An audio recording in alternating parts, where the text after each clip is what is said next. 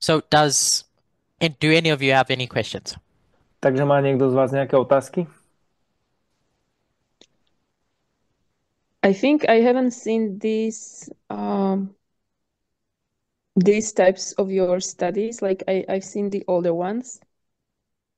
So Myslím, že this som is nevidela something new. tento typ štúdií. Videla som niečo staršie, takže je to niečo nové. From the older ones, you didn't share anything, I A think. z tých starších si nezdielal nič, myslím. I've spoken about Hitler and Julius Caesar continuously in my previous studies, Ja Mm-hmm. som hovoril tak náväzne o Hitlerovi a Juliusovi Cezarovi v tých predošlých štúdiách and the gatekeeping of conservatives. a Mm-hmm. tomu vlastne tej ochrane tej brány konzervatívcov. The only thing that I've introduced as new or different is the plucking up of the three horns. A jediné, čo je nové, čo som predtým možno nehovoril, je vyvrátenie tých troch rohov. So at the beginning, I Mm-hmm. did say I would repeat and enlarge, Yes, yes. Takže na začiatku som povedal, že ja budem opakovať a rozširovať. but it was just to re-emphasize a point that I've made in the past. Ale bolo tu také zdôraznenie tej pointy, ktorú som robil v minulosti. That I think the December electoral college vote was part of the Sunday law. Že si myslím, Mm-hmm. že ten decembrový proces a respektíve, že volili tí volitelia, bolo súčasťou nedelného zákona. The start and end of the period of the Sunday law, Weimar. Bolo to akože začiatok a koniec toho obdobia milníka nedelného zákona. Did you communicate with Elder Terry if she agrees with this view? Komunikoval si so staršou Terry, či ona súhlasí s týmto názorom? No, because they're my studies. Okay. Nie, pretože to sú moje štúdie. It's my perspective. To je moja Mm-hmm. perspektíva. So I guess the question would be, do you agree with it? Takže moja otázka by bola, že či vy s tým súhlasíte And the steps. a s tými krokmi. I think I can see the logic. Ja tam vidím logiku. I was watching your older studies about, well, not older studies, but the ones where you showed that every waymark has cause and effect. Ja som videla štúdie, kde si ukazoval, že každý milník má príčinu a následok. So for me, it makes sense looking at it this way. Takže pre mňa to dáva zmysel pozerať sa na to týmto spôsobom. I think it was during a Q&A with the UK fellowship. Myslím, že to bolo počas otázok a odpovedí v Anglicku. It was pointed out to me that the terms cause and effect that I had been using Bolo mi ako ukázané, že ten termín príčina a dôsledok, ktorý používam, don't really make sense in this context. v skutočnosti nedáva zmysel v tomto kontexte. And so I've started using the terms bookend. Tak začal som použiť ten termín. Monika, ako sa prekladá bookend? Start and Také end. ohraničenie. Aha, takže Tak to začiatok a rozumiem. koniec. But it doesn't take away from the principle that was being demonstrated in those studies by Elder Tess. Ale nebere to ten princíp, ktorý bol demonstrovaný staršou Terry. Tess, not Terry. Staršou Tess. About start and an end to a waymark, the nature of a waymark. Ohľadne toho, že každý milník má začiatok a koniec. Že to je prírodzenosť toho milníka.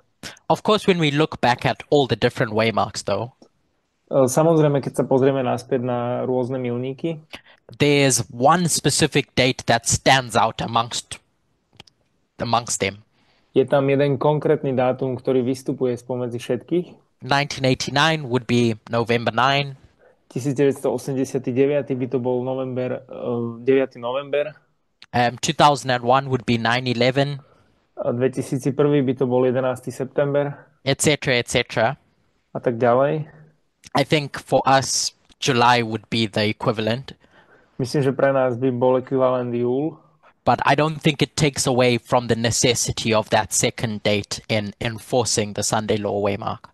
ale nemyslím si, že to odoberá vlastne nevyhnutne ten druhý milník nedelného zákona, Yeah, because in my mind, pretože v mojej mysli at least I personally struggle with understanding how the image of the beast could have done anything it's doing now without the executive branch. ja vlastne zápasím s tým, že čo by mohol robiť ten obraz šelmy bez toho, aby mal tú exekutívnu moc alebo exekutívnu vetvu. Without the executive branch, Trump couldn't be passing all these executive orders. Bez tej exekutívnej vetvy by nemohol on vlastne dávať všetky tieto exekutívne príkazy. So if we think of those three steps, formed, life, speak, Takže keď hovoríme o týchto troch krokoch, že to je sformované, potom, že to má život a potom, že to hovorí, in Revelation 13, v zjavení 13, I think these two encompass the Sunday law waymark. a myslím, že tieto dve vlastne zahrňajú milník nedelného zákona. And this is the period between the Sunday law and the close of probation. A toto je vlastne obdobie medzi nedelným zákonom a záverom milosti. Specifically, the loud cry. Hlavne vlastne to hlasné volanie. Where in studies in the past, I've shown how in Daniel 3, Keď v tých štúdiách v minulosti som ukázal, že Danielovi 3, this cause and speaking can be associated with the loud cry.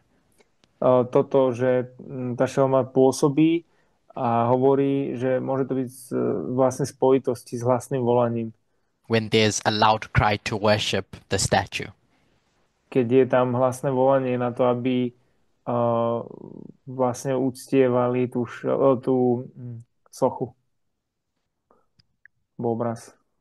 I'm pretty sure that I spoke about more than you asked.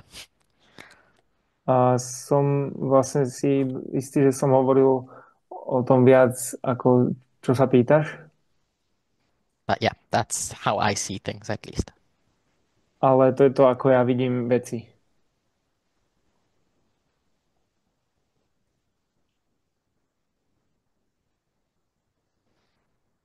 So do you mean that before close of probation, this movement are giving loud cry, and also in parallel, the movement of the Sunday law is also giving the loud cry. Do you want to translate? Takže hovoríš, že vlastne pred záverom milosti toto hnutie dáva hlasné volanie a paralelne s tým vlastne hnutie nedelného zákona tiež dáva svoje hlasné volanie. So we have two parallel movements, this movement and the Sunday law movement. Takže máme tu dve paralelné hnutia, máme toto hnutie a hnutie nedelného zákona, which is led by the image of the beast, ktoré je vedené tým obrazom šelmy. And at the same time, the third angel's message is going to be empowered. A v rovnakom čase je to tretie anielské posolstvo zmocnené. As it swells to a loud cry. A rastie to do hlasného volania. Now, this is what it looks like on paper. A toto je to, ako to vyzerá na papieri. In reality, a v skutočnosti, I think the loud cry that we give, myslím, že to hlasné volanie, ktoré dávame, is going to be pretty soft. Bude dosť mäkké. In that the rest of the world or the rest of the glorious land in that context won't hear anything that we're crying about. A v tom, akože v zvyšku sveta alebo slávnej, krásnej zeme, akože nebude nič počuť, čo budeme my kričať. But this waymark is characterized by the workings of the Sunday law movement. Ale tento milník je charakterizovaný prácou hnutia nedelného zákona. So there'll be something that the image of the beast does at this waymark. Takže je niečo, čo bude robiť obraz šelmy v tomto milníku. That everyone would be able to look to and see, you see? Keď každý bude schopný sa pozrieť a povedať, že vidíte, this is the image of the beast or the dragon crying out. Že toto je obraz šelmy alebo ten drak, ktorý kričí, volá. Crying out to worship the beast. Ktorý vlastne vyzýva na to, alebo volá na to, aby sa uctievala šelma. When we think about the great controversy, though, keď teda uvažujeme nad veľkým sporom, often we can think of it as localized to earth. Častokrát o tom môžeme hovoriť ako o tom, že to je vlastne, že sa to odohráva na Zemi. But I think there's a work that is being done for the wider universe as well in our loud cry. Ale myslím, že je tu práca, ktorá bola urobená akože v širšom vesmíre, v tom našom volaní. So the loud cry can be framed as come out of Babylon. Takže to hlasné volanie môže byť rámcované ako vidíte z Babylona. But it's also framed as crying about the abominations of Babylon. Ale tiež to môže byť ako volanie ohľadne tých hriechov Babylona. Essentially, look and see what patriarchy brings you. V podstate to je, že pozrite sa, čo vám prináša patriarchát. And so when the wider universe sees this great controversy battlefield, a teda keď ten širší vesmír vidí toto bojové pole veľkého sporu, the questions of the great controversy can finally be answered in verity, in force. Vlastne tá otázka veľkého sporu môže byť zodpovedaná. Questions of the great controversy can be answered in force. Akože násilne, alebo že silou. So that the universe never again wanders after the beast. Takže vesmír by sa nikdy ďalej neobzeral za šelmou. So I don't know if that kind of answered your question. The last bit I didn't get, I think. The force thing. Like, what do you mean by the great controversy can be answered by the force? So what I was pointing to, takže na čo som poukazoval, was that the questions about the great controversy bolo to, že tá otázka ohľadne veľkého sporu can finally be answered and concluded. Môže byť nakoniec zodpovedaná a uzavretá. Sorry, it's just in English. In force can mean different things. Môže to znamenať v angličtine niečo iné. So it's not about forcing people to do something. Takže nie je to, ja som to preložil, že nútiť alebo nejakým spôsobom silou a nie je to o tom, že to je nútenie. It's ľudí. Just that those answers are rubber stamped. Ale je to, že tieto odpovede sú ako keby zapečatené alebo. Yeah. Okay. And so I'm suggesting that this period between the Sunday law and the second advent Takže ja navrhujem, že toto obdobie medzi nedeľným zákonom a druhým príchodom is what is going to give clarity to those great controversy questions. Je to, čo dá jasnosť týmto otázkam veľkého sporu. Not just for us, the movement, but for the wider universe. Nie len pre nás ako hnutie, ale pre širší vesmír. There's two things that the great controversy is about. Sú dve veci, o ktorých je veľký spor. Politics, how to run a kingdom. Politika, ako vládnuť, ako viesť kráľovstvo. And then the second is the redemption of humanity. A to druhé je vykúpenie ľudstva. I've oversimplified it, but if we can think of it in these two ways. Ja som to zjednodušil, ale ak by sme mohli nad tým uvažovať týmto spôsobom, týmito dvoma spôsobmi. And so the redemption of humanity is the work for the 144,000. Takže to vykúpenie ľudstva je práca 144,000. And this kingdom building is all this politics that we see going on. A toto budovanie kráľovstva je všetka táto politika, ktorá je ktorá sa buduje. In comparing and contrasting patriarchy with radical feminism. A v tom porovnaní a protiklade patriarchatu s radikálnym feminizmom. With regards to how to run a kingdom. Vzhľadom alebo v súvislosti s tým, ako vlastne viesť to kráľovstvo.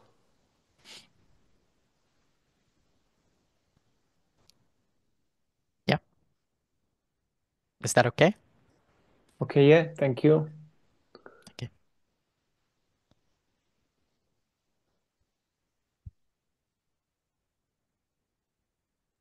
Chcete sa niečo opýtať?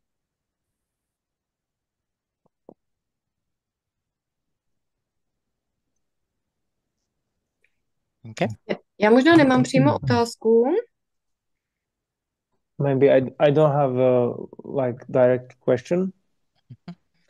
Mně se celá tvá studie líbí. I like the whole of your study. Líbí se mi ta myšlenka těch číselných symbolů, jak se vrací zpátky. I like the idea of the symbols of numbers. Zaujalo mě, jak se z roku 2024 dostal do roku 1898. And it was interesting that as you get from ešte raz Deniska, z akého roku? 2024 From the year 2024 do 1898 to 1898. A vlastně si popisoval události tohoto roku. And you described the events of this year. Jako něco, co bylo bodem obratu v amerických dějinách.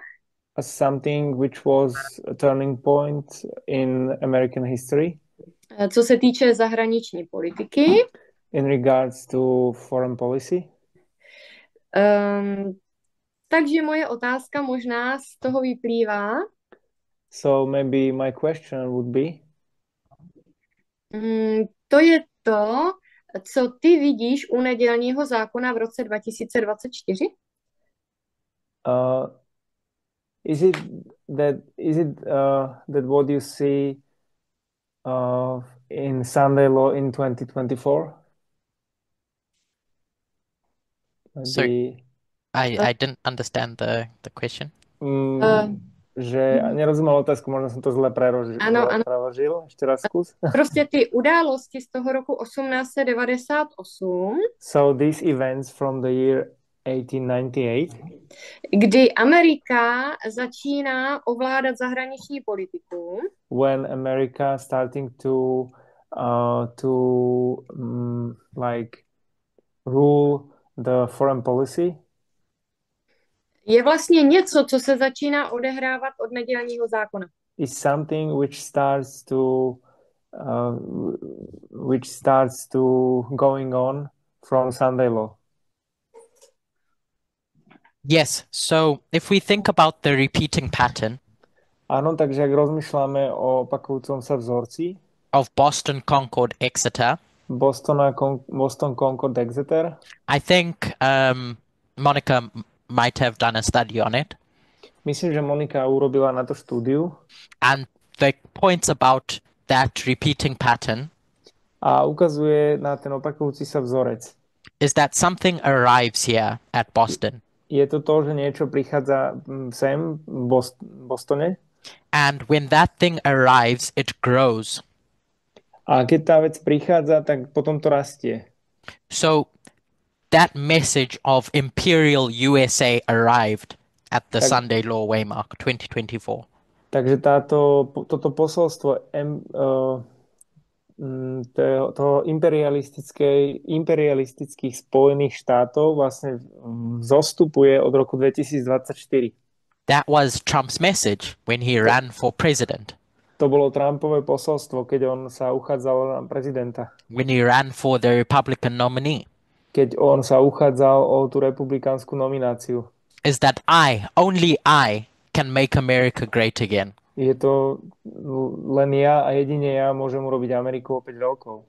Is that our kingdom is going to be the kingdom that rules the world. Je to o tom, že naše kráľovstvo bude jediné kráľovstvo, ktoré vládne svetu. That was the message. To bolo to posolstvo.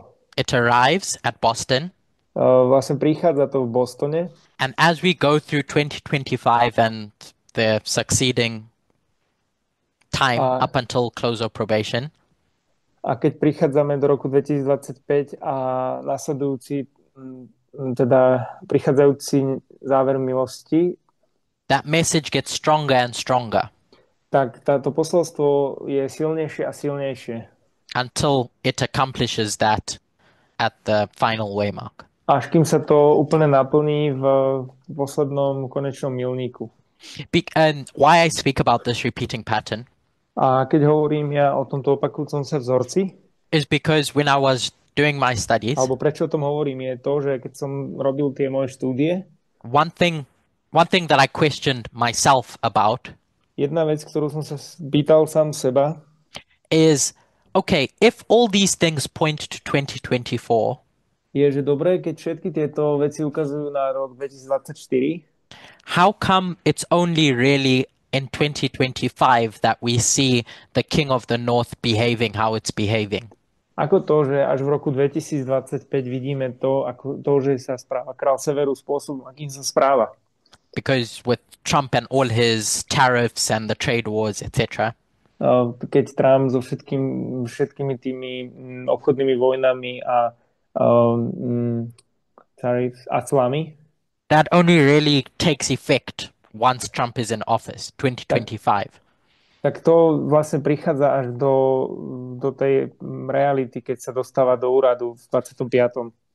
But from this repeating pattern of Boston, Concord, Exeter, ale od tohto opakujúceho sa vzorca Boston, Concord, Exeter, we can see that this waymark is the quiet one, so to speak. My vidíme, že tento milník je ten tichý, where everything that's going to encompass this dispensation of the Sunday law period a všetko, čo zahrňa túto epochu, čo je v tejto epoche nedeľného zákona, arrives. Vlastne povstáva. And so that message that Trump is going to give arrives. Takže to posolstvo, ktoré Trump dáva, vlastne prichádza. Aha. And it arrived in its fullest sense at that national convention. A prichádza to v takej plnosti v tom národnom zhromaždení. So that was answering a question you didn't necessarily ask. Takže to bola otázka, ktorú si sa nepýtala? But I hope it did answer the question that you did ask. Ale dúfam, že to zodpovedalo na tú otázku, ktorú si sa pýtala. Zodpovedala otázku, ktorú si sa pýtala.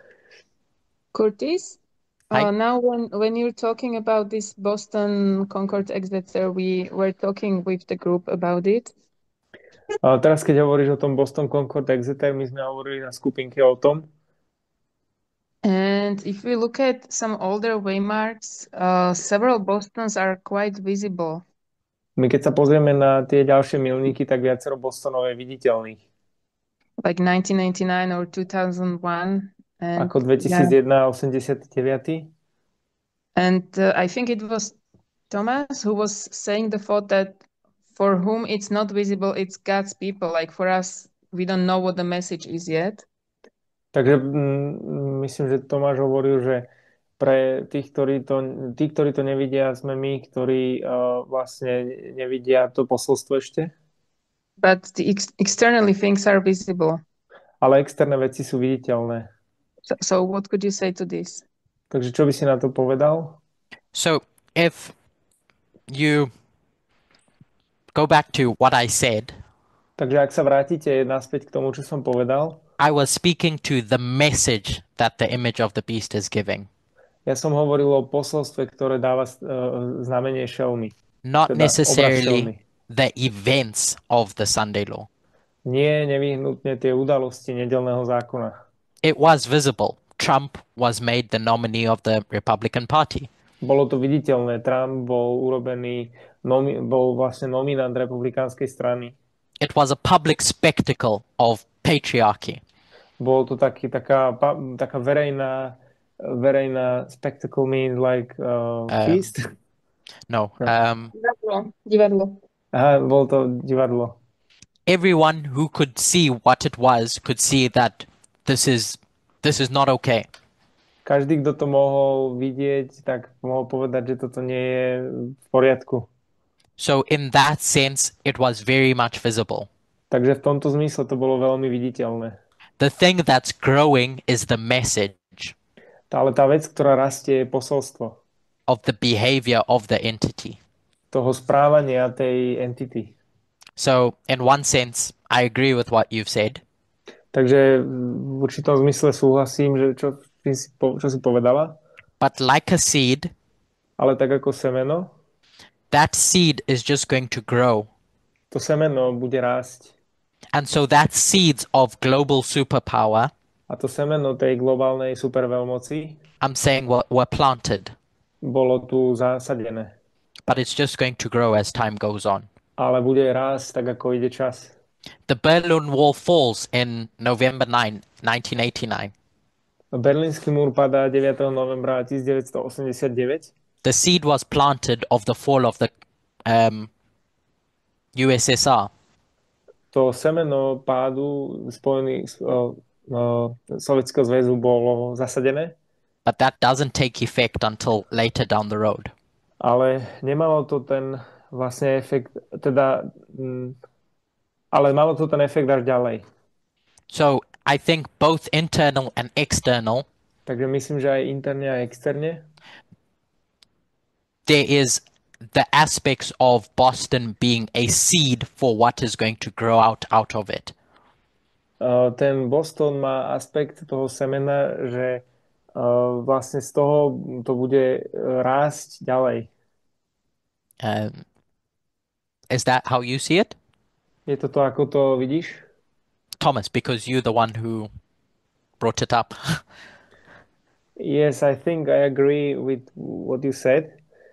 And yes, I can see it this way also, because I was pointing to the fact that we can see some events in Boston. Yes.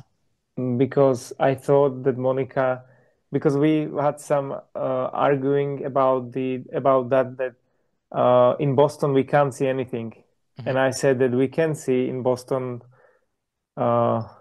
like events, what happens. Yeah. But it makes sense what you are saying, that this is the moment where the seed is planted and grows from this point. Do you want to translate that or summarize your? Ja som len povedal, že vlastne mne to dáva zmysel. Ja si stotožňujem tak, ako to hovorí, že vlastne to semeno bolo zasadené pri Bostone a tam nevidíme ešte to posolstvo, o čom to je, ale vlastne vidíme to až neskôr. Ale my sme vtedy hovorili, ja som mal pocit, že Monika hovorila, že pri Bostone nie je nič vidieť, a ja som vtedy poukázal na to, že vidíme pri Bostone nejaké udalosti. Ale on hovorí tu o tom, že pri Bostone nevidíme to posolstvo v plnosti. And I like the way that you framed it, is that you definitely see something that is a turning point. A páči sa mi spôsob, akým si to povedal, že vidíme niečo, čo označíme ako bod obratu. The effects of that turning point just need time to develop, though. The effects of that turning point just need time to develop. A tie efekty toho bodu obratu musia mať nejaký čas na to, aby sa mohli vyvinúť. In 2001, that's a Boston. V roku 2001 je to Boston. Often we only talk about 9/11. A často my hovoríme len o 9/11. But there's other things that take place that are going to shape US history in that year. Ale sú tam ďalšie veci, ktoré sa odohrávajú, ktoré vlastne vytvárajú tú históriu Spojených štátov v tom roku. China joins the World Trade Organization. Čína sa pripája do Svetovej obchodnej organizácie. And the US goes into a recession from the dot-com crisis. A Spojené štáty idú do recesie z tej, neviem, dot-com krízy. In the lead up to 2014, the Sunday Law on the line of the priests, A to vedie na línii kňazov k nedeľnému zákonu. the Tea Party is going to wail against this, Tá Tea Party complain, bude sa sťažovať proti tomuto, because American manufacturing now gets shipped to China, pretože to americký priemysel teraz sa presúva do Číny and your middle class don't have jobs anymore. a tá stredná trieda už nemá prácu. Globalization, these are the effects of globalization. Toto sú efekty globalizácie. And so that's what their gripe is when they start fighting against Obama and your moderate Republicans. Takže to je to, kedy oni začínajú bojovať proti Obamovi a tým umierneným republikánom. The dot-com crisis set the stage for 2008 wider economic crisis. Takže tá kríza .com vlastne nastavuje tú krízu väčšiu, ktorá sa stala v roku 2008. No one really paid attention to this because all eyes were on 9/11. Nikto tomuto príliš nevenoval pozornosť, pretože všetky oči boli na 9/11. Because despite the recession that was going on, everyone rallied around national identity. Pretože napriek tej recesii, ktorá prebiehala, tak každý sa nejako zhromaždil okolo tej národnej identity. But the risky investments that people were putting into tech companies Ale tie riskantné investície, ktoré ľudia dávali do tých technologických spoločností, failed when some of those tech companies went bust in 2001. Zlyhali, keď niektoré z týchto firiem skrachovali v roku 2001. Yes. V roku 2001. And the economy goes underwater. A ekonomika sa vlastne potopila. And because the stock market is built on speculative investing, a pretože ten stock market je vybudovaný na špekulatívnych investíciách, eyes turned from tech companies to housing. There was a change of speculative markets. Bola tu zmena na tomto špekulatívnom trhu. And so then people started investing in housing. A potom ľudia začali investovať do domov. But that bubble eventually bursts and you have 2008. Ale tá bublina nakoniec praskla a potom sme mali ten 2008. So my point is that everything that takes place in this dispensation, takže moja pointa je, že všetko, čo sa odohráva v tejto epoche, have their seeds here in 2001 Boston. Má svoje semeno tu v roku 2001 v Bostone. And then more broadly on the line of the 144,000. A viac na línii, alebo širšie na tej línii 144,000. This is Boston on the period to the National Sunday Law. Toto je Boston na tom období národného nedeľného zákona. So when we think about what is the thing that was born here, takže keď uvažujeme nad tým, že ktorá bola tá vec, ktorá sa tu zrodila, that brings us to the Sunday Law, ktorá nás priviedla do nedeľného zákona, the economic considerations need to be taken into account. Tak tie ekonomické záležitosti musia byť zvážené tiež. It's unfortunate that I didn't get the opportunity to speak about what you asked yesterday, Thomas. Je to škoda, že som nemal príležitosť hovoriť o tom, čo si sa včera pýtal, Tomáš. But if you have the opportunity to listen to my studies with Zimbabwe from this morning, ale ak máte príležitosť pozerať štúdiu z dnešného rána v Zimbabwe, perhaps they'll answer your question about the economic war that Trump is waging today. Možno tam bude odpoveď na tú otázku ekonomickej vojny, ktorú Trump vedie dnes. But they can all be understood by looking at the seed that was planted in 2001. Ale všetko to môže byť pochopené s tým, že v tom zasadení toho semena v roku 2001. And then going even further back to 1989. A dokonca to ide ešte ďalej do roku 1989. Because there was more that was going on than the fall of the Berlin Wall. Pretože dialo sa tam viac toho, ako len pád Berlínskeho múru. There were economic considerations with the USSR and internal USA as well. Bolo tam tiež vlastne to ekonomická nejaká rovina toho, čo odohrávalo medzi Spojenými štátmi a Sovietským zväzom. Maybe we can also see this economic aspect in Daniel 11, and also we can see it in Revelation 13, that there is before close of probation, there is this economic aspect which all these books talking about. Yes, exactly. Ja som hovoril, že v Danielovi 11 aj v Zjavení 13 tu vidíme tento ekonomický aspekt, kde vidíme, že vlastne v 13 zjavení sa hovorí, že nebudú môcť kupovať ani predávať, a Danielovi 11, myslím ten 43. verš, sa hovorí, že vládnu nad zlatom a striebrom. Verse 16 in Revelation 13. Je to Zjavenie 13, verš 16. Where in Daniel 11 verse 43 it talks about power over the economy.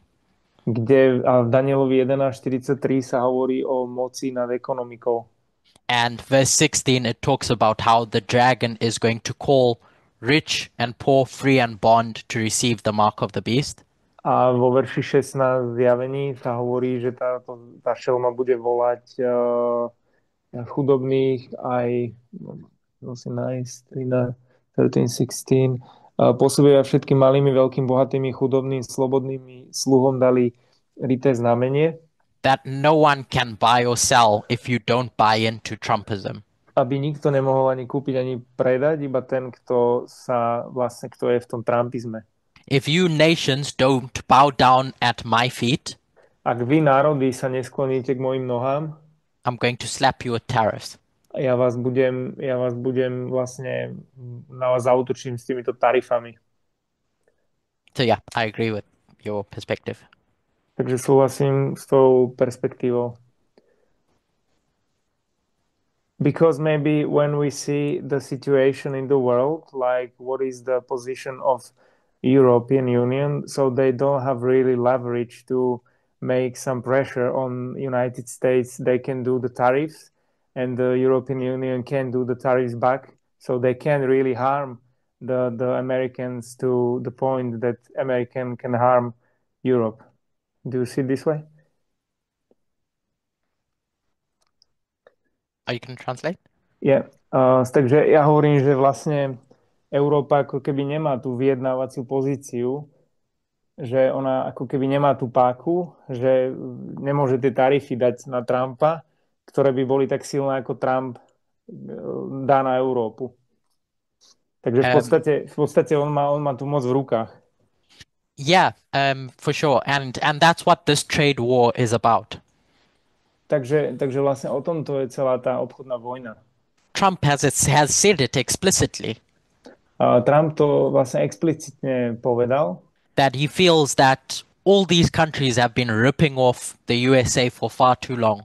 Že všetky tieto krajiny boli vlastne okradali príliš dlho Spojené štáty. So he's going to set up his cabinet to go to war with them. Takže on ustanoví svoj kabinet na to, aby išiel do vojny s nimi. When we think about patriarchy, keď hovoríme o patriarcháte, we can define it as men over women. Môžeme to definovať ako muž nad ženou. But there are different facets of it. Ale je tam viacero takých tých faziet, alebo tých uhlov pohľadu. And seeing it in this way, I think, limits us in recognizing the destructive elements of patriarchy. A pozerať sa na to týmto spôsobom Sorry, could you repeat the seeing it this way? Seeing it in only this way. Takže keď sa na to pozeráme len týmto spôsobom. I don't know what I said. Sorry. Monica, do you remember what I said? Seeing it only this way. Takže ak to vidíme len týmto spôsobom, limits our perspective of the destructive elements of patriarchy. Takže to limituje náš spôsob vidieť tie deštruktívne elementy patriarchatu. Patriarchy could be defined in a different way. Patriarchát môže byť definovaný iným spôsobom. Which is abuse of power. Čo je vlastne zneužitie moci. The power that either society gives you, moc, ktorú vám dá spoločnosť, or the power that you have in your position of authority. Alebo moc, ktorú máte vo svojej pozícii autority.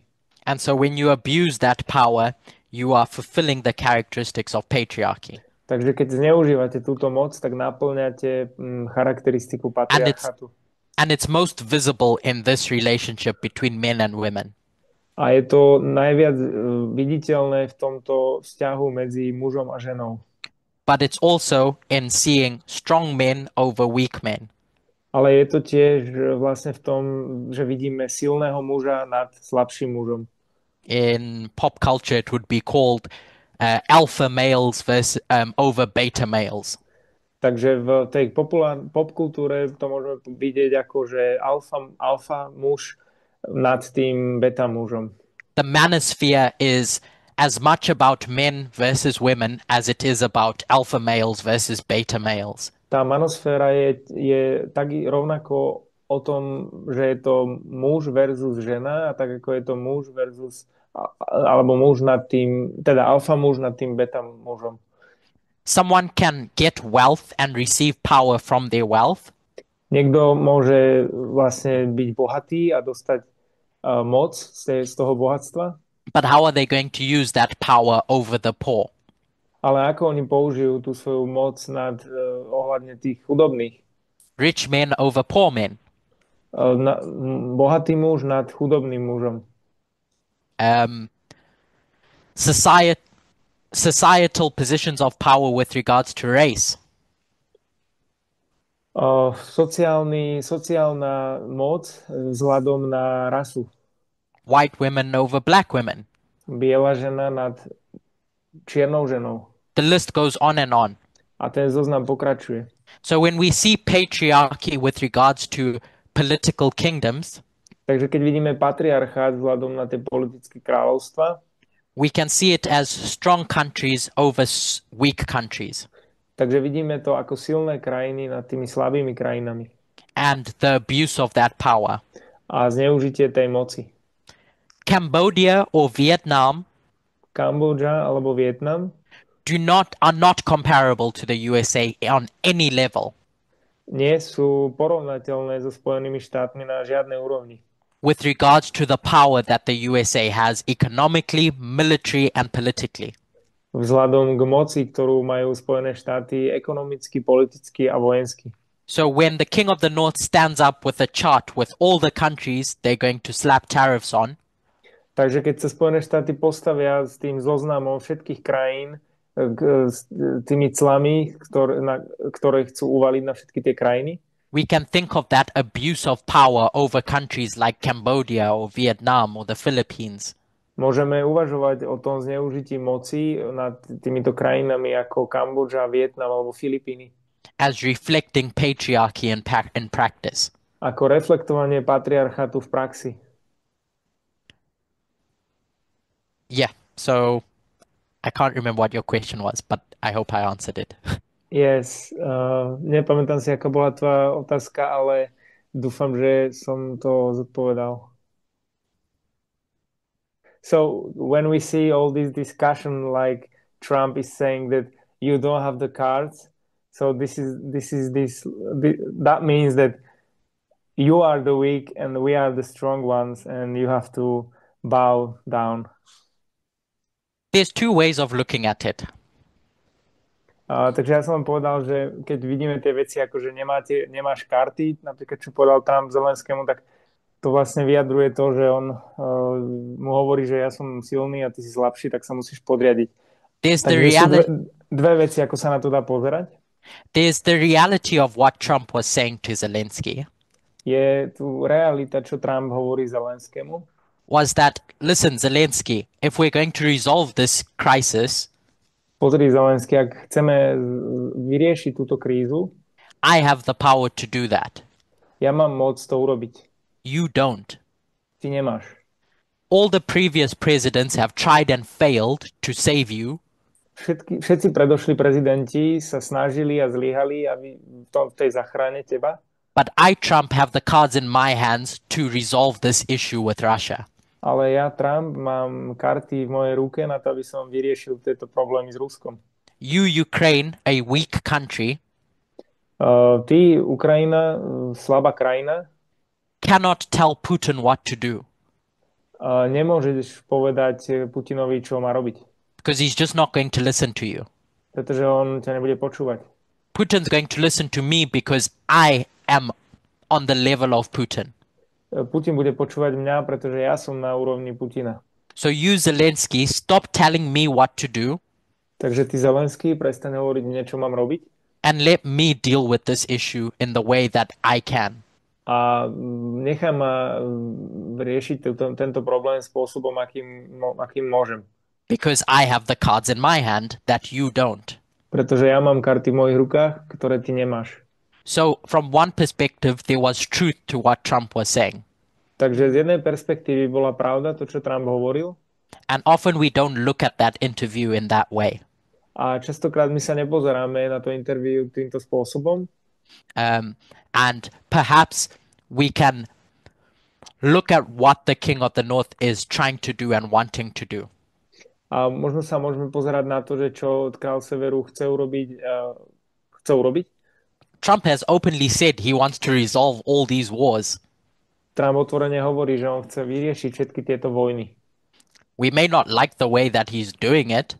Nám sa možno nepáči spôsob, akým to robí. But he said he was going to. Ale on povedal, že to urobí. One thing on the line of World War II that we can notice Jedna vec na línii druhej svetovej vojne, ktorú si môžeme všimnúť, is that after what we line up with 2019, je, že potom, čo dávame do línie s 2019, when Germany invades the USSR, keď Nemecko napadlo Sovietsky zväz with Operation Barbarossa, s operáciou Barbarossa, is that the alliance between the King of the North and the King of the South is broken forever. Je to, že to spojenectvo medzi kráľom Severu a kráľom Juhu je navždy zničené. And they never work together again. They're enemies from that point. A oni odvtedy už spolu nikdy nespolupracovali, oni od toho bodu boli nepriatelia. So in application today, takže v aplikácii dnes, it may look like on the surface that Trump, the King of the North, is buddying up to Putin, the King of the South. Na povrchu to môže vyzerať tak, že Trump, král Severu, vlastne sa priatelí s kráľom Juhu, Putinom. But there's more than meets the surface, more than meets the eye. Ale je tam viac toho, ako voľným okom je vidieť. What you see is not all there is. To, čo vidíte, nie je všetko, čo je. The King of the North has the power to tell the King of the South what to do. And that's what's taking place. Král Severu má moc povedať kráľovi Juhu, čo má robiť, a to je to, čo sa vlastne odohráva. So if anything, Trump is protecting Ukraine. Takže ak čokoľvek, tak Trump ochraňuje Ukrajinu. It's like tough medicine that Zelensky doesn't want to hear. A je to ako tvrdá medicína, ktorú Zelensky nechce počuť. So that's one perspective. To je jedna perspektíva. The other is the recognition that the King of the South is a restraint against the King of the North. Tá druhá je, že král Juhu je obmedzený voči kráľovi Severu. And so often, through practical means, we speak negatively of Putin. Takže často prakticky my hovoríme negatívne o Putinovi, but prophetically, the king of the south is a resistant against the king of the north. Aha, ale prorocky, to som na chvíľu preložil, že kráľ juhu je ten, kto vlastne obmedzuje kráľa severu. I'm not talking about their moral characters or moral behavior. Ja nehovorím o tom morálnom správaní alebo tom morálnom postavení, just the prophetic roles of the two kingdoms. ale prorockej úlohe tých dvoch kráľovstiev. So going back to your question about that interview, Takže keď sa vrátim späť k tej otázke ohľadne toho rozhovoru, I think it's multi-layered. myslím, že to má viac úrovní, vrstiev.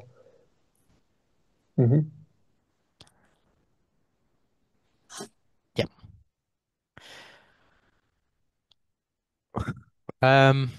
I don't know if there are any final questions A neviem, či máte ešte niekto nejaké otázky, or anything that you'd want to say as we close. alebo čokoľvek, čo by ste chceli povedať, keď ukončíme to.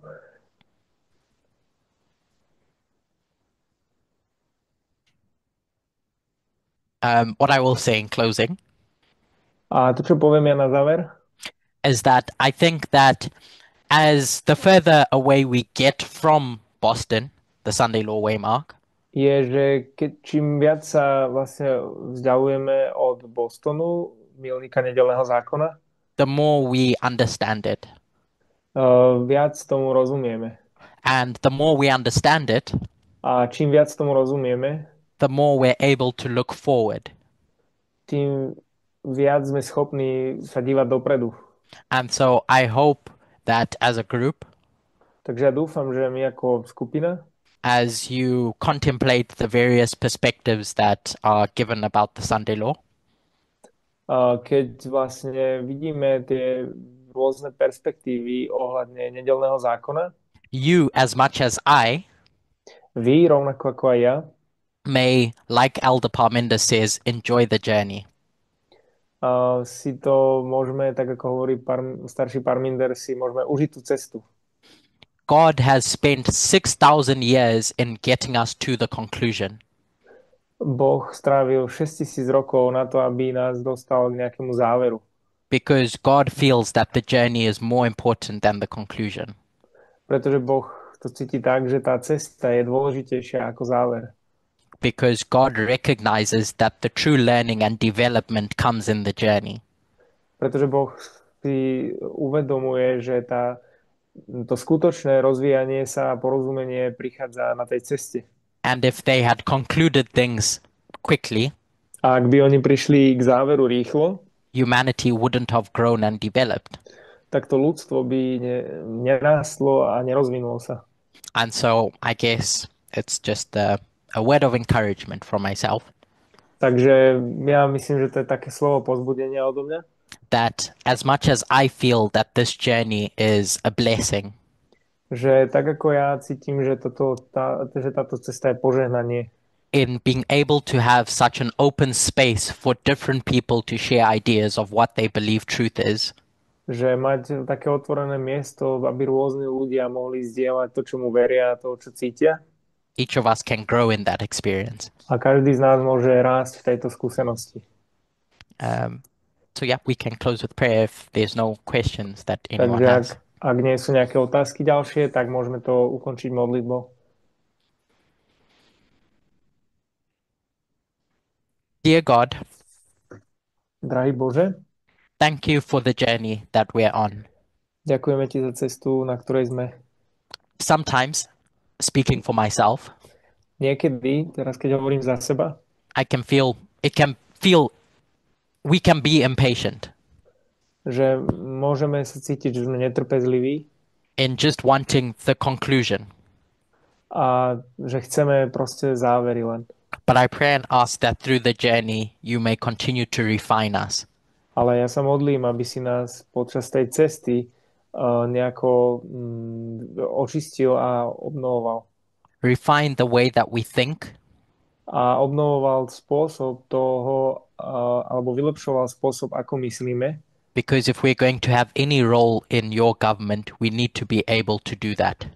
Pretože ak budeme mať nejakú hociakú rolu v tvojej vláde, tak musíme byť schopní to robiť.